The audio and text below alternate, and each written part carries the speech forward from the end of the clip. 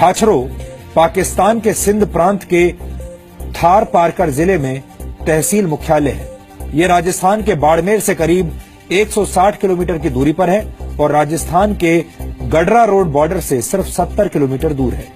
आज से 45 साल पहले पाकिस्तान के इसी इलाके में घुसकर भारतीय सेना की पैराशूट रेजिमेंट ने सबसे बड़ी सर्जिकल स्ट्राइक की थी और इस युद्ध में भारतीय सेना का साथ दिया था उस वक्त के रॉबिन हुड कहे जाने वाले एक स्थानीय जागीरदार और डकैत बलवंत सिंह भाखासर ने, जिनकी कहानी आप में से बहुत सारे दर्शकों को पता नहीं होगी। दो मोर्चों पर लड़े गए 1971 के युद्ध में राजस्थान की सीमा पर जयपुर के पूर्व महाराजा स्वर्गीय ब्रिगेडियर भवानी सिंह के नेतृत्व में पाकिस्तान के सिंध प्रांत के 3600 वर्ग किलोमीटर के इलाके पर कब्जा किया गया था। इसमें तहसील मुख्यालय छाछरो भी शामिल था, जहां पाकिस्तानी रेंजर्स का एक मुख्यालय था। यह भारतीय सेना की एक ऐसी सर्जिकल स्ट्राइक थी जिसके बारे में थोड़ी बहुत जानकारी तो उपलब्ध है, लेकिन इसका कोई वीडियो सबूत मौजूद नहीं है। छाछरो पर हुई सर्जिकल स्ट्राइक एक टॉप सीक्रेट मिशन था और आपको जानकारी दे दूं कि सर्जिकल स्ट्राइक की तस्वीरें सार्वजनिक नहीं की जाती और 1971 में भी पैरा स्पेशल फोर्सेज ने, जिसे उस समय कमांडो बटालियन कहा जाता था, उसकी स्ट्राइक को टॉप सीक्रेट रखा गया था। छाछरो पर कब्जे की लड़ाई 7 दिसंबर को शुरू हुई थी और 10 दिसंबर 1971 को खत्म हुई थी। यह भारत की बहुत बड़ी जीत थी और इस जीत के दो हीरो थे।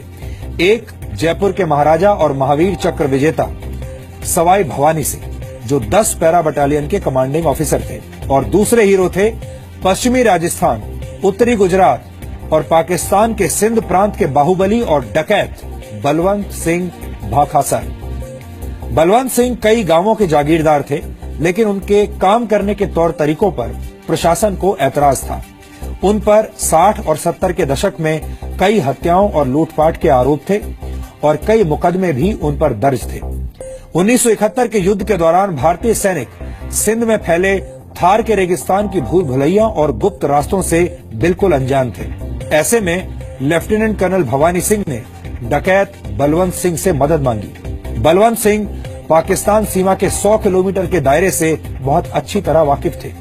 बलवंत सिंह पाकिस्तान के सिंध प्रांत में अक्सर आते जाते रहते थे, इसलिए उन्हें पाकिस्तान के उस इलाके के हर मोड़ और रास्ते के बारे में पूरी जानकारी थी। सिंध में रहने की वजह से बलवंत सिंह के स्थानीय लोगों से अच्छे संपर्क और संबंध हो गए थे और वो भी उनकी मदद के लिए हमेशा तैयार रहते थे। भवानी सिंह ने इस डकैत पर भरोसा किया और बलवंत सिंह के भरोसेमंद गाइड्स की मदद से भारतीय सेना थार के रेगिस्तान में घुसी और सरहद पार करके खामोशी से अपने लक्ष्य तक पहुंच गई। ये हमला इतना सटीक था कि छाछरो में तैनात पाकिस्तानी सैनिकों को लगा कि शायद उनकी ही सेना उनकी मदद के लिए आ रही है। भारतीय सेना केवल छाछरो पर कब्जा करके नहीं रुकी, सेना इससे भी आगे बढ़ती रही और आगे पाकिस्तान का तोपखाना था, जिसका मुकाबला जीपों पर सवार भारतीय सैनिक नहीं कर सकते थे। इसके लिए भारतीय सैनिकों ने एक ऐसी चाल चली जो पूरी तरह कामयाब रही और इस चाल के बारे में भी मैं आपको आगे बताऊंगा। बस आप इतना समझ लीजिए कि केवल 4 दिनों में दुश्मन के इतने बड़े इलाके पर कब्जा करना कोई साधारण काम नहीं था। भारतीय सेना ने 1971 के पूरे युद्ध में इतना बड़ा कब्जा कहीं और नहीं किया था।